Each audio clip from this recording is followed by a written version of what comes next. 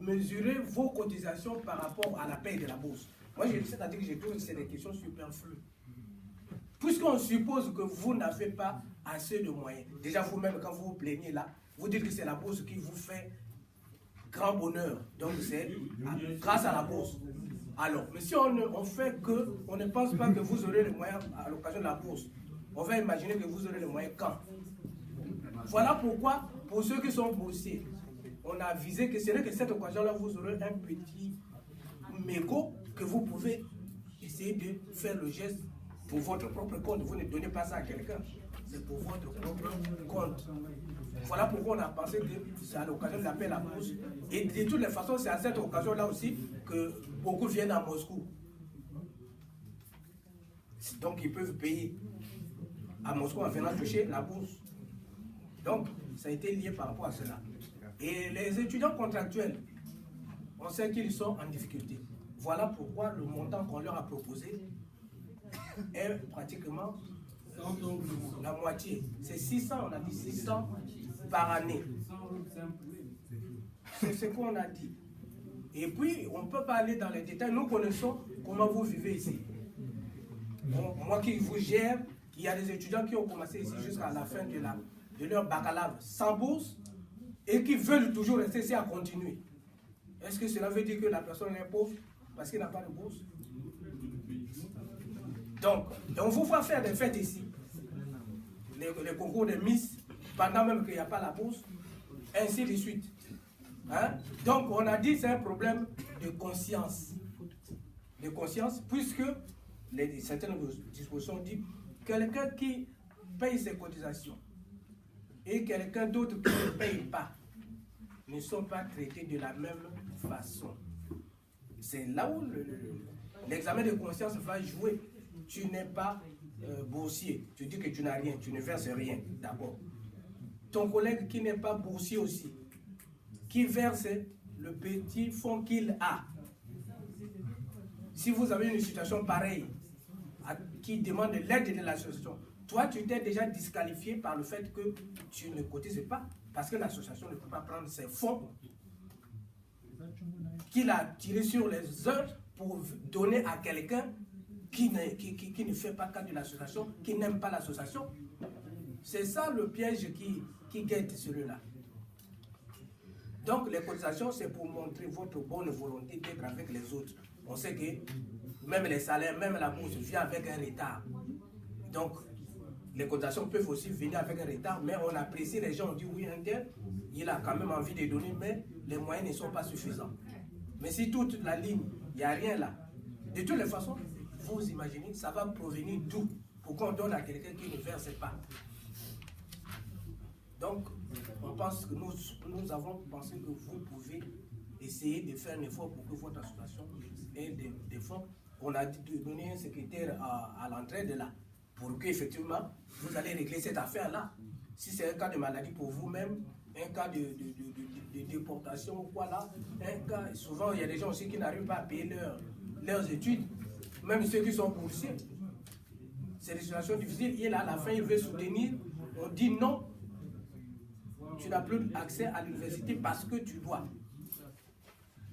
Mais c'est un cas que l'association, s'il a des fonds, peut vous prêter les fonds, ou peut donner une partie, ce n'est pas un prêt, peut donner, dégager, pour que vous ne subissiez pas cette sanction-là. Donc, la caisse, c'est ce qu'on appelle, c'est la prévision. On prévoit qu'il y ait des situations qui puissent faire qu'on vous vienne en aide. Sinon, vous irez droit au mur et vous allez vous casser le nez et vous serez responsable vous-même. Monsieur le président de la séance, c'est globalement comme ça que je voulais parler. J'appelle seulement à la prise de conscience et au sérieux. Maintenant, on voulait que vous proposiez pour qu'on décide, on arrête ce qui est bon. Merci, monsieur le président. Oh, quoi? Que les autres peuvent répondre. Moi, je ne fais qu'un question. Les autres peuvent répondre. On est en train de... Est-ce qu'on a fini? On est en train de répondre. Tu as dit que les contractuels... Tu as adressé la question personnellement à moi. S'il vous plaît, les contractuels étaient pauvres. Attends, s'il vous plaît. Oui, si ça nous tous. Les autres peuvent dire, si c'est à moi, tu allais me la rappeler. Si c'est à nous, nous sommes s'il vous plaît. S'il vous plaît.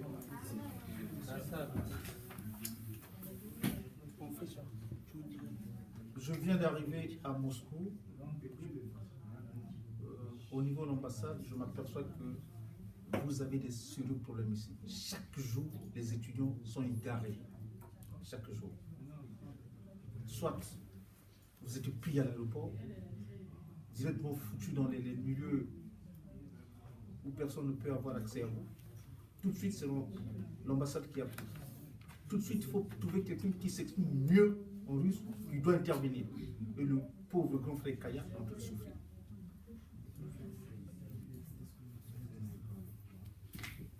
Vous avez des situations.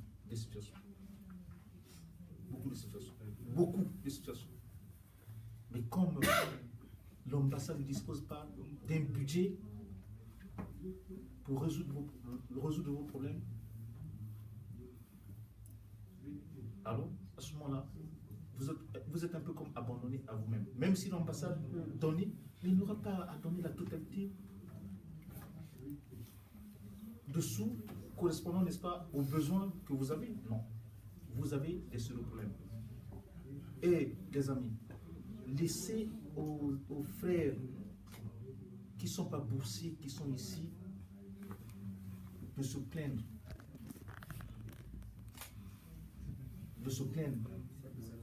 Parce que, en réalité, il faut même les encourager. Et c'est vous, étudiants boursiers, qui les côtoyez de temps en temps, qui devraient, au contraire, et comme renoncer une petite partie de votre bourse pour les aider. Et vous oubliez que en prélevant 1000 francs, 1000 roubles, à chaque occasion de la paie de la bourse, ne représente absolument rien. Parce que lorsqu'on paie la bourse, on ne vous donne pas une bourse telle que dernièrement, on a donné 6 bourses. Le semestre, ça va être 6 mois qu'on vous a donné. Mais on ne prélève que 1000 francs. Pardon? Il n'y a pas longtemps, on a donné 2 semestres. Or, le semestre, le trimestre, on a donné 2 trimestres. Le trimestre, c'est 3 mois. Moi, j'étais étudiant à Maringouabi. L'histoire de bourse de 3 mois, j'en ai connu aussi à Maringouabi. Quand on en donnait 3 mois, et quand on en donnait un trimestre, c'était 3 mois qu'on donnait. Ici, dernièrement, on a donné 6 mois. Non. Yes, oui. En Russie. En tout temps, on a donné 6 mois. Aïe, aïe, aïe.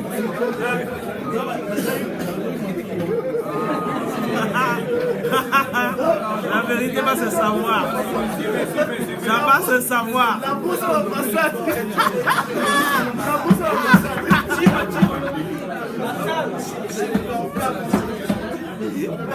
La vérité vient en blaguant.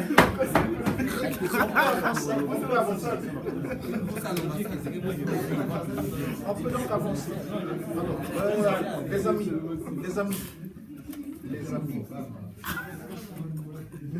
1000 roubles, oui, c'est de l'argent. Ça peut vous permettre déjà de vous acheter une palette des œufs, une boîte, un peu de sucre, un peu. Oui, mais entre-temps, n'oublions pas que lorsqu'on est sinistré, c'est à ce moment-là qu'on s'aperçoit que renoncer de 1000 francs à chaque occasion de la paie de la bourse ne représente absolument rien. Bon, je prends le cas par exemple de notre soeur qui est aujourd'hui égarée, qui est parmi, et elle est arrivée ici, je peux me dire qu'elle était la toute première étudiante ayant terminé et est arrivée ici pour s'en aller au pays. Pensons que les bourses d'État, les billets d'État étaient déjà disponibles. Quand on arrive, les billets d'État n'étaient pas disponibles. les billets d'État n'étaient pas disponibles. Et quand on lui demande de payer le billet, la pauvre, elle n'a pas de l'argent pour payer le billet. Et qu'est-ce qu'elle a fait? Elle doit attendre que les bourses d'État arrivent. Donc on ne sait quand est-ce qu'elle attend que les billets d'État arrivent, mais on ne sait quand est-ce que les billets d'État vont arriver. Bon, représentez-vous. Si l'organisation déjà, avec les fonds dans la caisse, peut-être pas payer le billet en totalité, au moins, c'est un dossier qui serait certainement...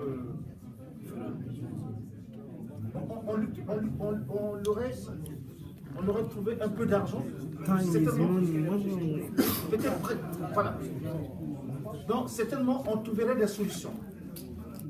Donc, les amis, même votre, il y a des problèmes ici, là. Vous partez d'une université à une autre, c'est des problèmes. Ça demande de l'argent. Ça demande que les gens interviennent. Qui doit intervenir? C'est celui qui parle bien russe, qui doit aller rencontrer non seulement les autorités de l'administration congolaise ici représentée par l'ambassade, c'est surtout les autorités de l'administration russe auprès desquelles nous devons obtenir des solutions à nos problèmes. Il faut donc des gens assez outillés, des gens qui manipulent la langue. Moi j'ai vu le grand Kaya, on s'est retrouvé quelque part dans un magasin. Le fait d'avoir bien articulé la langue, il est sorti là avec un manteau qui lui a été donné. Bon, et je vois comment est-ce que le grand Kaya est en train de résoudre de façon active vos problèmes. Et lorsqu'il y a un coup de fil, c'est lui qui va affronter l'administration. Mais si déjà à ses côtés, il y a un président actif et qui parle bien la langue, un garçon courageux avec beaucoup de tact, certainement, il s'associerait au grand Kaya, même quand là il est partant. Ça veut dire que vous n'aurez pratiquement plus quelqu'un à l'ambassade qui manipule aussi bien la langue comme Kaya. Ça veut dire qu'il faut que nous ayons déjà un président, un homme du terrain, à qui on peut mettre tous les moyens d'aller par exemple à l'extrême de la Russie là-bas pour rencontrer l'administration russe, résoudre les problèmes de telle ou telle autre étudiant, parce qu'à lui a été demandé, n'est-ce pas, de repartir au pays pour prendre un deuxième visage pour venir étudier. Il y a beaucoup de situations, et 1000 francs au finish, 1000 francs, 1000 roubles, c'est pas vous dépouiller de toute votre vie. Vous savez que même pour la tenue de cette assemblée générale, il a fallu que l'ambassade renonce une bonne partie de son budget pour que vous teniez cette assemblée générale. C'est-à-dire mettre les sous à votre disposition pour que vous teniez cette assemblée générale. Ce n'était pas une obligation. Bon, vous parlez du compte bancaire. Nous, la logique, ça c'est l'ambassadeur qui parle. Il dit, oui, il veut prendre en main la situation des étudiants. Il dit, il veut gérer la situation des étudiants. L'ambassadeur dit, oui, nous allons faire le prélèvement. C'est leur argent. Mais si nous laissons cet argent entre les mains d'un étudiant, il n'y aura pas de confiance. Tout de suite, ça va créer des ennuis. Bon. L'organisation immédiatement créée ne peut pas déjà avoir le récépissé pour ouvrir un compte bancaire dans une banque. Qu'est-ce qu'on peut faire dans un premier temps? C'est garder cet argent à l'ambassade.